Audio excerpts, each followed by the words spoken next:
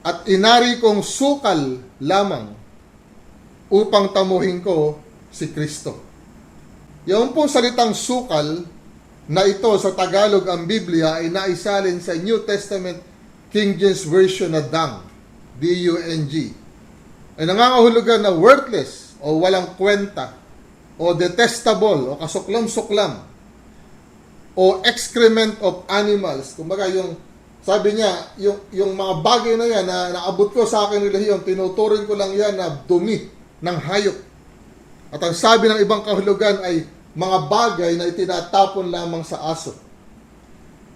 Batay sa mga kahulugan na ito ay masasabing masyadong madiin ang salitang ginamit ni Pablo upang ipatungkol sa mga bagay na may kinalaman sa relihiyon. Mga bagay na pinipilit ipalit ng mga tinatawag niyang mga aso at asal hayop, tinatawag niyang mga masasamang manggagawa na nagpapahayag na may iba pa o may iba pang dapat idagdag sa daan ng kaligtasan maliban sa tanging pangalan ng Panginoong Hesukristo lamang. Verse 9, saganang kay Pablo ay huwag siyang masumpungan kung para sa kanya lamang. Huwag siyang masumpungan na nagtatangka man lamang na humanap ng katuwiran sa pamamagitan ng kautusan. Na ang nais niya ay ang katuwiran sa pamamagitan ng pananampalataya sa Panginoong Hesus. Verse 9, chapter 3, at ako'y masumpungan sa Kanya, sa Panginoong Hesus, sabihin niya, na walang katuwirang aking sarili sa makatuwid bagay sa kautusan, kundi ang katuwirang sa pamamagitan ng pananampalataya kay Kristo, ang katuwiran ng buhat sa Diyos sa pamamagitan ng pananampalataya. Verse 10, upang makilala ko siya at ang kapangyarihan ng kanyang pagkabuhay na mag-uli at ang pakikisama ng kanyang mga kahirapan na ako'y natutulad sa kanyang pagkamatay. Verse 11, kung aking tamuhin sa anumang paraan ang pagkabuhay na maguli sa mga patay.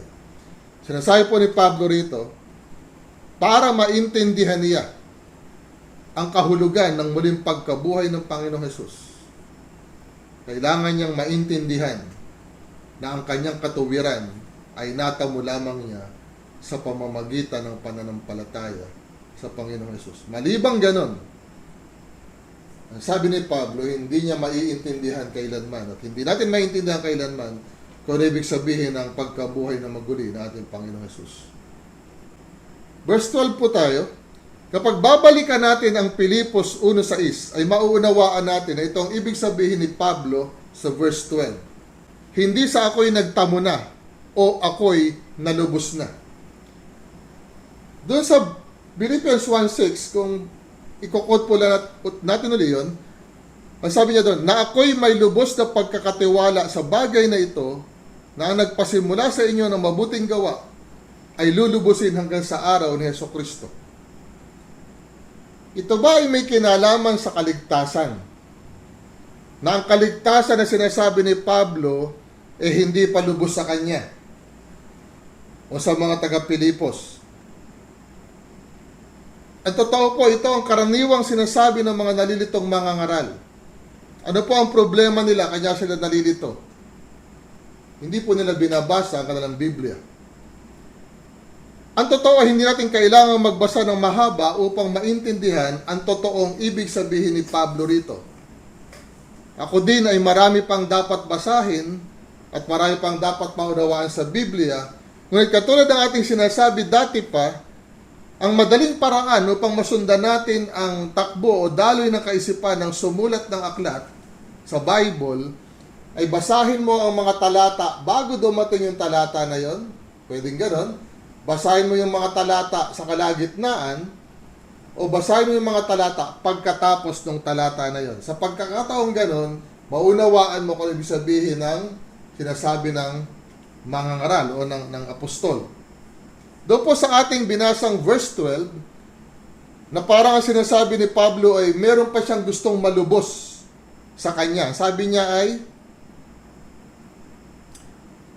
na hindi sa ako'y nagtamo na o ako'y nalubos na. So may sinasabi siya na hindi pa nalulubos sa kanya o meron pa siyang gustong matamo. Pero sa verse 13, sabi niya, mga kapatid, hindi ko pa inaaring inabot, datapot isang bagay ang ginagawa ko na nililimot ko ang mga bagay na nasa likuran at tinutungo ang mga bagay na hinaharap. Ang sinasabi po ba ni Pablo, again, ay kaligtasan? Hindi po siguro, kasi sinabi naman niya sa sumunod na talata kung ano ang kanyang sinasabi o tinutukoy. Verse 14, nagtutumulin ako sa hangganan sa gantimpala ng dakilang pagtawag ng Diyos na kay Kristo Jesus. Tandaan po natin ang kaligtasan ay libreng kaloob sa sandaling tayo'y manampalataya sa ating Panginoong Hesukristo. Ngunit sa kabilang banda ay may mga gantimpala na makakamtan tayo batay sa ating pagpapagal, pagsisikap, ukol sa mga may kinalaman sa iglesia, sa ikabubuti ng simbahan, sa katawan ni Kristo, o sa ministeryo. At ito pa po, sa verse 15, kaya nga, kung ilan tayong mga sakdal ay mag-isip ng gayon, at kung sa anumay nagkakaiba kayo ng iniisip, ay ipapahayag naman ito sa inyo ng Diyos. Ang sinasabi ni Pablo, malinaw po ito sa Mabuting Balita Biblia, ganyan ang dapat na maging isipan ng mga matatatag na sa pananampalataya. Yung tinatawag sa Tagalog ang Biblia na sakdal, ay tinawag naman sa Mabuting Balita na matatatag na sa pananampalataya. Mga kapatid, ang sakdal at matatag sa pananampalataya ay mga taong hindi nag-iisip na mawawala pa ang kanilang kaligtasan. Sabi siya sa Salita ng Buhay, maging ganyan nawa ang kaisipan nating lahat na matitibay ng Kristiyano. Kung naiba naman ang inyong kaisipan, ipapakita yan sa inyo ng Diyos. Ang nais ni Pablo ay manatili na tama at huwag magkakaiba ang isip ng mga matitibay na Kristiyano. Ano po ibig niya sabihin doon? Magpatuloy na lubusin ng Diyos ang pagkaunawa natin sa mga katotohanan na sa tinapos na gawa ng ating Panginoong Hesus. At hindi yung balik ng balik sa kanyang mga isinuka.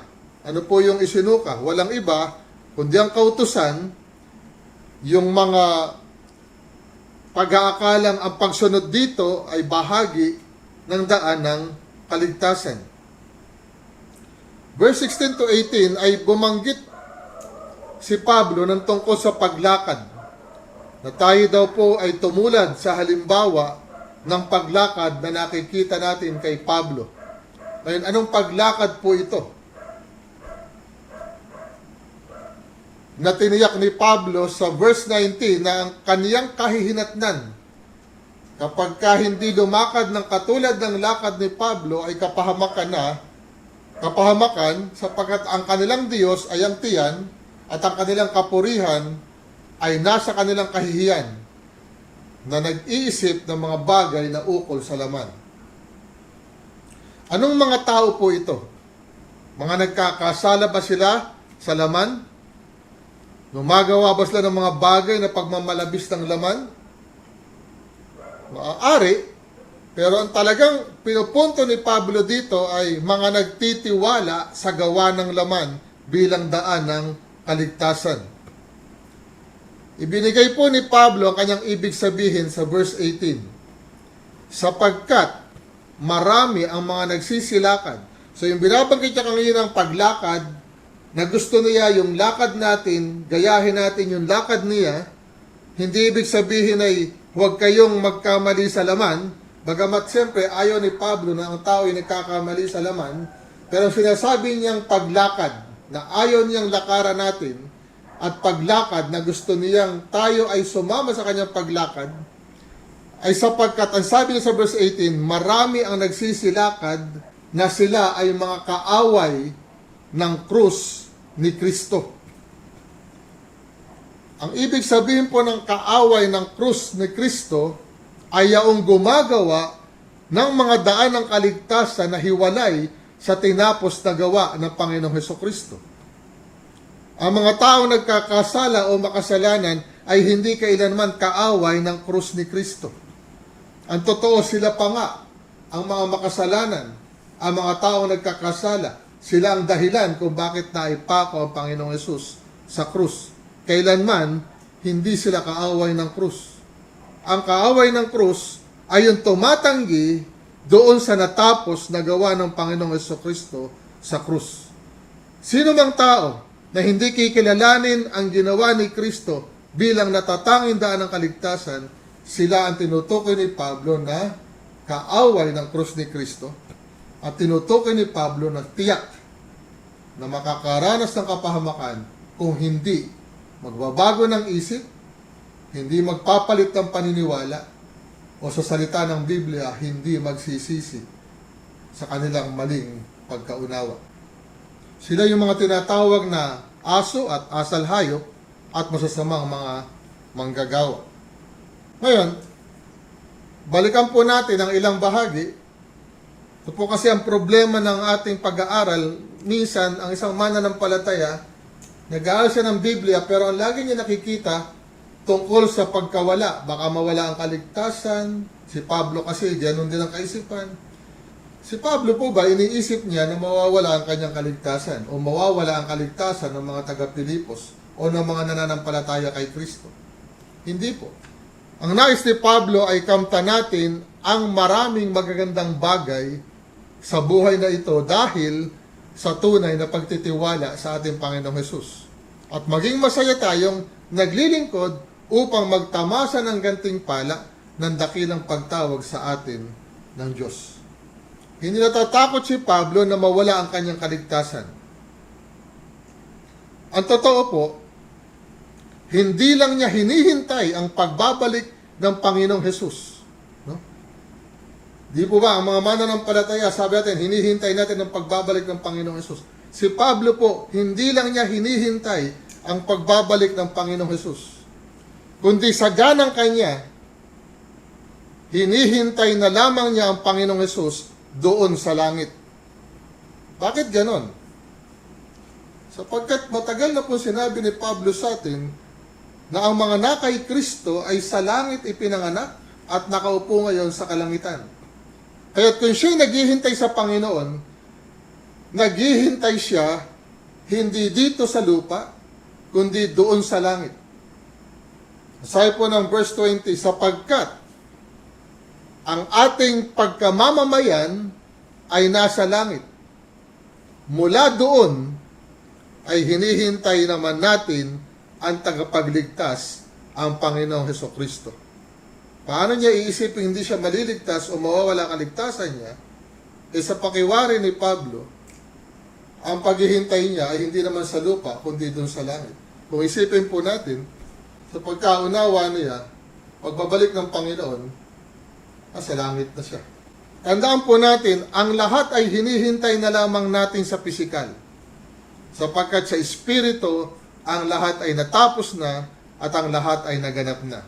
Verse 21, na siyang magbabago ng katawan ng ating pagkamababa upang maging katulad ng katawan ng kanyang kaluwalhatian ayon sa paggawa na maipapasuko niya sa lahat ng mga bagay sa Kanya.